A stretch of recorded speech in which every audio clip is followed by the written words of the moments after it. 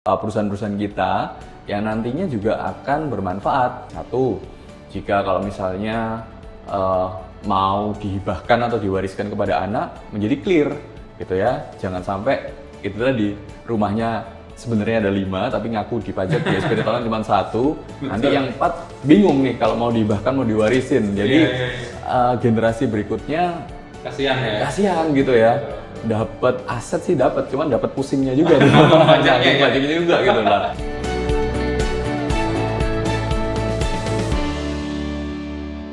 Hai kawan Merdeka, berjumpa kembali di Glam Talk. Kali ini bersama dengan saya Ricky Jovano. Saya akan masih melanjutkan perbincangan soal perpajakan. Tapi sebelumnya saya mau ingatkan lagi untuk kawan Merdeka, jangan lupa untuk di subscribe YouTube channel Merdeka FM dan juga nyalakan lonceng notifikasinya supaya kawan Merdeka gak ketinggalan video-video yang diupload di YouTube channel Merdeka FM. Dan sekarang sesuai dengan janji saya, kalau kita hari ini masih ngomongin soal pajak, kita masih akan ngobrol bersama dengan Pak Purwo Adinugroho. Beliau ini adalah seorang founder dari A Tax Accounting dan juga Tax Consultant. Kita akan sapa kembali Pak Purwo. Selamat siang Pak Purwo. Selamat siang Bung Riki. Kita ketemu lagi di edisi yang kedua. Iya, wah senang bersama sekali. dengan Pak Purwo. Dengan senang hati Bung Riki. Di edisi sebelumnya Pak Purwo, kita sudah berbicara banyak soal wacana PPN bahan pokok. Iya. Yang itu sudah terlanjur diketahui banyak orang. Betul, udah viral ya. Sudah terlanjur viral dan banyak netizen yang akhirnya wah kok begini. Tapi ya sudahlah, kita tunggu tanggal mainnya kapan begitu ya. Tapi hari ini kita akan berbicara mengenai kenaikan tarif pajak orang pribadi dan juga tax amnesty untuk yang jilid kedua. Wow, menarik ya. Iya, yang jilid kedua bersama dengan Pak Purwo. Tapi sebelumnya saya akan langsung masuk ke soal kenaikan tarif pajak orang pribadi begitu ya. Baik. Kemarin kan di edisi sebelumnya Pak Purwo sempat menjelaskan bahwa wacana kenaikan PPN itu ada, tapi masih belum ketuk palu juga gitu kan. Iya. Untuk beberapa seperti sembako juga belum ketuk palu. Tapi selain kenaikan PPN, ini akan ada kenaikan juga untuk tarif pajak yang kedua. Betul. Bisa diceritakan itu seperti apa Pak Purwo? Baik. Jadi memang seperti kita ketahui bersama kan Merdeka. Jadi untuk saat ini Undang-Undang PPh kita di Undang-Undang Nomor 36 Tahun 2008 tarif pajak orang pribadi di Indonesia saat ini ada di pasal 17, yaitu antara 5 sampai 30% gitu ya. Tetapi nanti pemerintah sedang menggodok RUU KUP alias rancangan Undang-Undang Ketentuan Umum dan Tata Cara Perpajakan.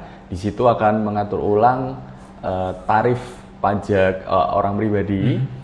Saat ini Bung Riki, kita ada namanya 4 layer. Layer yang pertama 5%, layer yang kedua adalah 15%, layer yang ketiga 25%, dan layer yang keempat adalah 30% Bung Riki.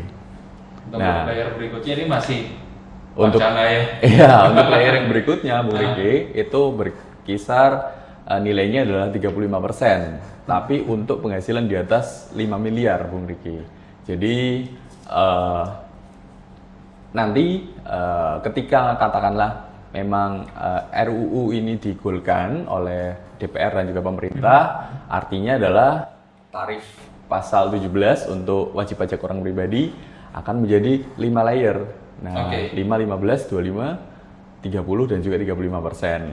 Nah, jadi orang-orang yang di atas penghasilannya di atas 5 miliar dalam setahun akan membayar pajak lebih gede nih, 35% dalam setahun. Kayak gitu itu sih. Berlangsungnya masih kapan? Masih dalam wacana ya, Pak? Iya, untuk saat ini, saat video ini di take, memang RUU tersebut masih masuk di prolegnas, program legislasi nasional, masuk dalam program prioritas dari DPR juga. Tetapi kapannya akan dirilis dan juga dilaksanakan masih belum pasti sih Bung Riki, masih belum tahu. Oke, baik Pak Purwo. Tapi kalau misalkan ini nanti sudah ketuk palu untuk sah naik. Iya. Ini apa yang semestinya kawan Merdeka lakukan untuk yang mungkin punya penghasilan atau yang memiliki usaha-usaha tertentu? Baik, ada satu tips yang menarik sebenarnya Bung Riki, yaitu saat ini ketika para UMKM itu atau para startup membuat bisnisnya itu masih di UD ataupun di pribadi, segeralah untuk bergeser atau beralih ke CV atau PT Bung Riki. Kenapa? Karena dengan membentuk CV dan membentuk PT, pajak perusahaan atau pajak badan itu lebih rendah. Tahun depan hanya sekitar 20%. Nah, bandingin dengan kalau misalnya pribadi bisa sampai 25%, bisa sampai 30%, bahkan sampai 35% Bung Riki. Jadi itu tips yang menarik sih. Jadi seyogyanya kalau punya usaha langsung beralih aja sekarang ke PT ya? Iya, Oke. iya. Itu untuk maksudnya Tax planning Bung Riki. Iya.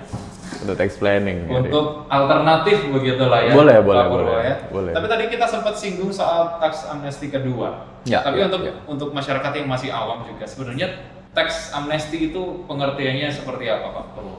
Oke, tax amnesty itu adalah pengampunan pajak saat dimana para wajib pajak di negara tertentu itu dapat diampuni atau diputihkan atau yang namanya dibebaskan dari yang namanya denda pajak yang selama ini ketika mungkin para wajib pajak itu belum melaporkan asetnya secara benar, nah atau penghasilannya secara benar, itu dendanya bisa dihapusin.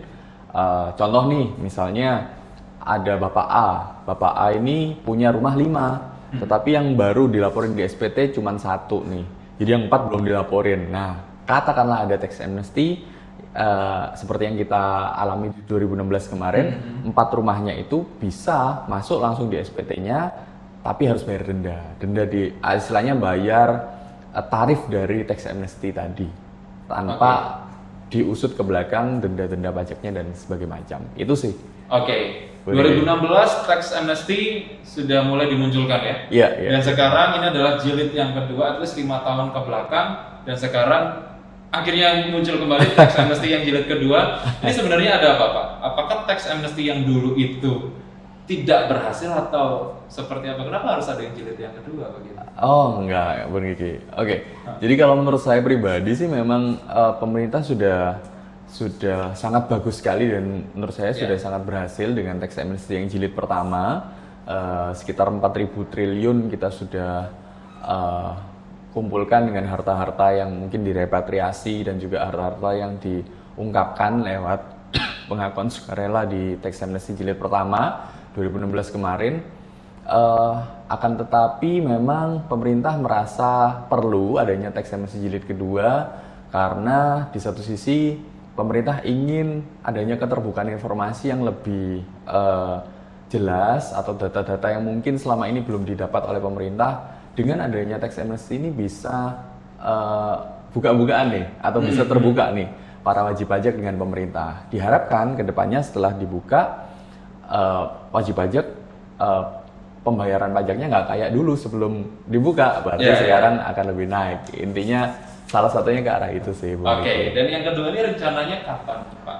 Nah, rencananya sih memang berdasarkan informasi yang bisa kita kumpulkan, harusnya sih mungkin sekitar akhir tahun atau awal tahun depan ya 2022. Tetapi saat video ini masih di take Kawan Merdeka, itu masih belum ada ketentuan atau kepastian kapan sih gitu untuk tax amnesty ini digaungkan gitu ya. Jadi tunggu aja sih tanggal mainnya. Tunggu aja tanggal mainnya. Gitu ya. Kalau kita mungkin sekarang mau bedah dulu soal tax amnesty. Baik. Pak Purwo.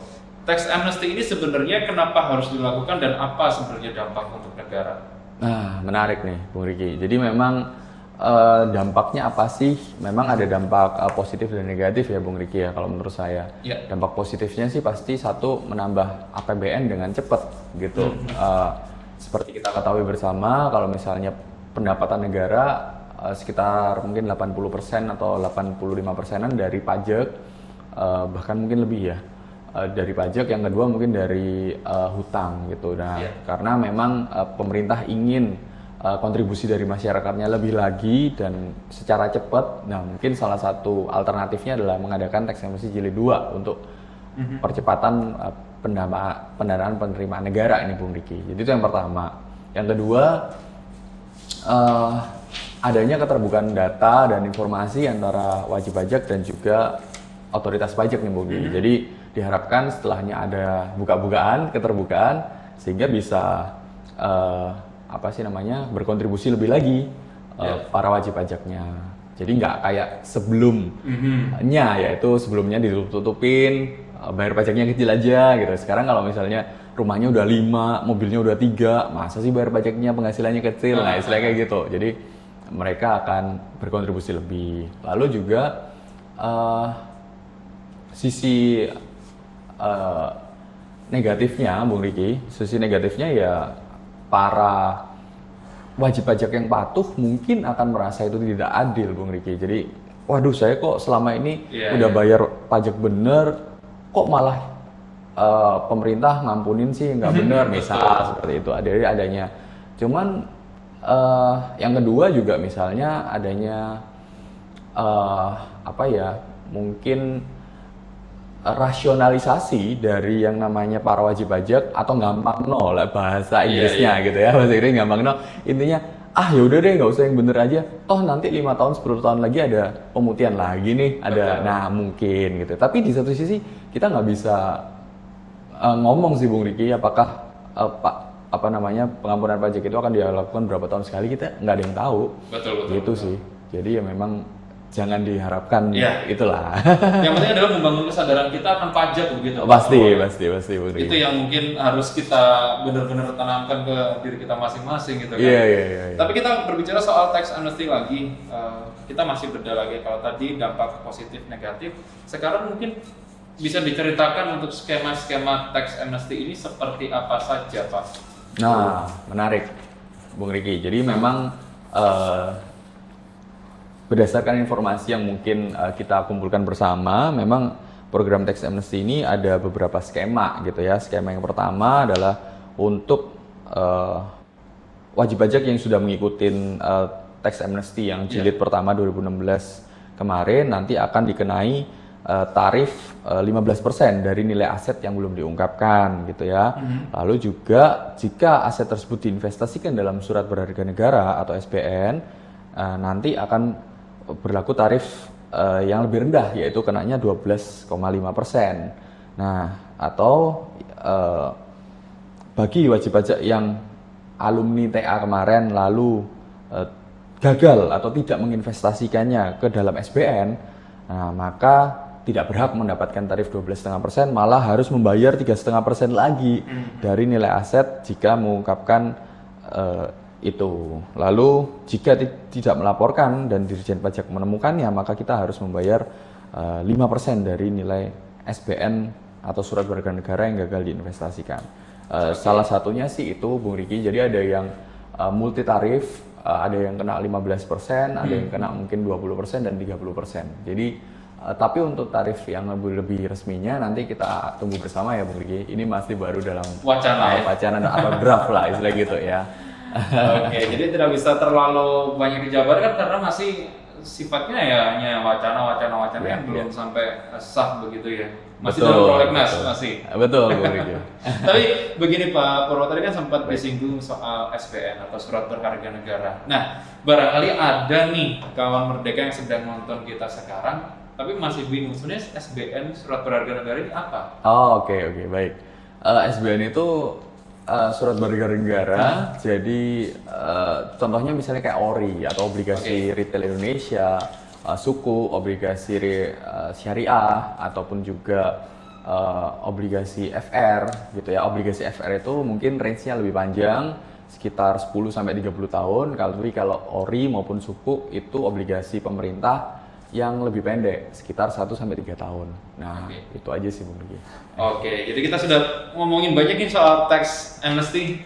Saya agak kebuka akhirnya wawasan soal tax amnesty. Syukurlah. Sebenarnya kalau misalkan dibilang apakah ini adil atau tidak adil, ya secara kasat mata sih nggak adil nih gitu ya. Tapi kan sebenarnya ada langkah-langkah khusus kenapa pemerintah seperti itu kan Pak Purwo ya.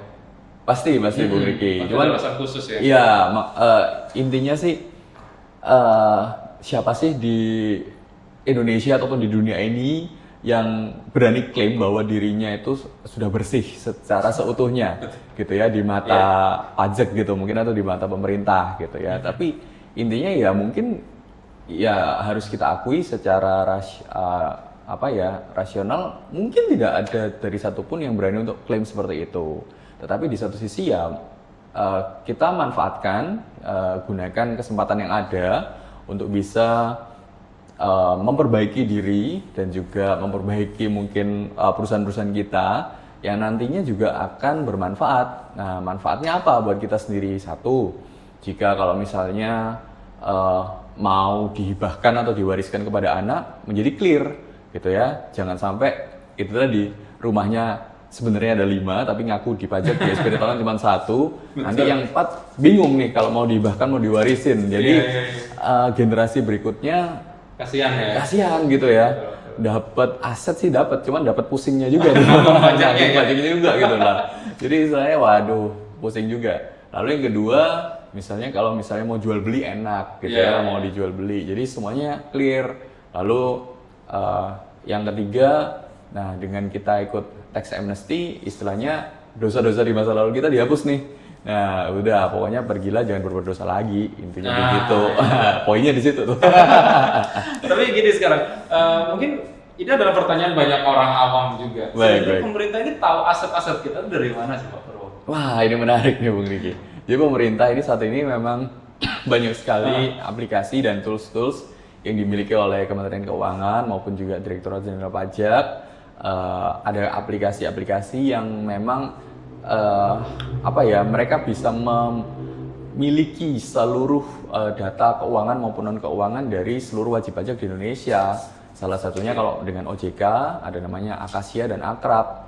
Akasia dimiliki oleh OJK, aplikasi buka rahasia, dan Akasia dimiliki oleh Dirjen Pajak dan juga Akrab dimiliki oleh OJK, aplikasi kerahasiaan bank. Nah, Akasia dan Akrab ini sudah connect sehingga wajib pajak bisa diketahui nih yang namanya mutasi banknya dan sebagainya macam.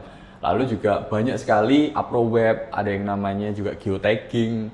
Jadi pemerintah sudah bisa tahu tuh rumah mana itu yang sudah punya NPWP, usaha mana yang belum punya NPWP itu. Katakanlah di satu ruko jalan yang sama, mereka pemerintah udah tahu gitu. Jadi atau katakanlah di e-faktur atau juga di sistem Samsat atau di sistem BPN Badan Pertanahan Nasional. Jadi punya rumah, punya mobil, semuanya sekarang udah kecatat nih. Jadi inilah yang menyebabkan Dirjen Pajak ini mempunyai banyak sekali data. Nah, data inilah ketika nanti disandingkan dengan SPT tahunan Bapak Ibu yang dilaporkan ke pajak dan itu nggak sesuai, nah ya nanti mungkin ada surat cinta gitu. Betul, dan bahkan setahu saya karena mungkin ingin masuk ke generasi milenial gitu. Dirjen Pajak ini sampai masuk ke ranah sosial media, bikin TikTok, bikin Instagram yang kalau misalkan ini ada selebgram atau artis-artis yang biasanya kan kalau di YouTube gitu ya. Betul. Pamer mobil, pamer rumah, hati-hati Anda. Hati-hati di ninu-ninu Anda nanti ya. Wah. Itu dia. Tapi balik lagi soal tax amnesty Pak, ini kan masih wacana ya. Baik. Tapi untuk wajib pajak yang mungkin mau mengikuti tax amnesty ini langkah-langkah apa yang mesti harus diperhatikan Pak? Oke. Jadi yang pertama sih harus menyiapkan yang namanya legalitas data atau legalitas asetnya ya. Jadi kalau misalnya ada beberapa aset yang mungkin belum dilaporkan, cek aja di SPT tahunannya sudah lapor berapa nih. Atau misalnya tadi, wah yang sebenarnya punya 5 rumah, ternyata yang di SPT baru lapor 1. Ya udah, yang 4-nya ini kita harus inventarisir ya, asetnya, legalitasnya di mana, nomor SHM, lalu juga luas tanah berapa dan atas nama siapa dan lain-lain. Itu nanti akan dimasukkan di laporan tax amnesty dulu. Nah, jadi nanti bayar dulu di negara tentang tarifnya tax amnesty, setelah itu baru bisa dimasukkan di SPT tahunan. Langkah-langkahnya mungkin seperti itu sih kurang lebihnya. Oke, jadi sebenarnya tax amnesty ini adalah program dari pemerintah yang cukup sangat bisa diikuti begitu ya? Pastinya. Menguntungkan kita secara pribadi juga misalkan ya. Karena kan bayar pajak itu nggak ada ruginya sih sebenarnya menurut saya juga. Pasti. Karena urusan-urusan akan jadi clear semuanya. Pasti. Jadi intinya kita makan enak, tidur nyenyak. Betul Nah, sekali. bayarlah pajak. Nah, itu ya. Kalau nggak bayar pajak, waduh Wah, nanti susah bisa makan nggak tidur. enak, tidur nggak nyenyak. Oke Pak Purwo, terima kasih banyak. Oke, untuk thank you so hari ini. much.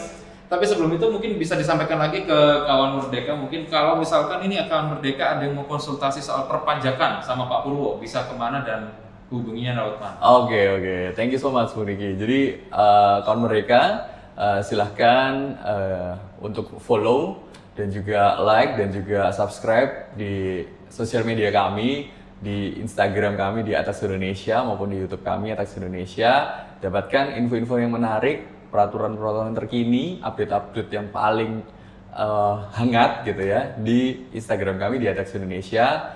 Jangan lupa untuk juga mendownload aplikasi Atax Indonesia di Play Store dan juga di Apple Store, dan itu gratis. Dapatkan info-info terkini tentang kurs pajak, seluruh kantor pajak di seluruh Indonesia itu di mana aja, dan lain-lain hanya di satu genggaman HP Anda, yaitu di aplikasi Atax Indonesia.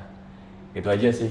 Terima kasih. Oke, terima kasih Pak Purwo dari Terima kasih Atax banyak. Indonesia. Kita masih ada satu episode lagi nih, kita akan ketemu ngobrol soal pajak juga Pak Purwo ya. Baik, dengan senang hati. Moga-moga nggak bosan sama saya. Waduh, enggak dong Pak. Senang sekali deh. Oke, terima kasih Pak Purwo. Terima kasih Dan banyak, Bu. kawan Merdeka, terima kasih banyak sudah menyaksikan Glam Talk hari ini. Kita next masih akan ngobrolin soal perpajakan juga, tapi perlu saya ingatkan lagi untuk kawan Merdeka, segera sekarang subscribe YouTube channel Merdeka FM, nyalakan lonceng notifikasinya untuk dapat informasi terbaru, update terbaru seputar Glam Talk di YouTube channel Merdeka FM. Saya Ricky Giovanno pamit, sampai ketemu di Glam Talk berikutnya. Sampai jumpa. 106,7 Merdeka FM, musik terbaik 90-an hingga kini.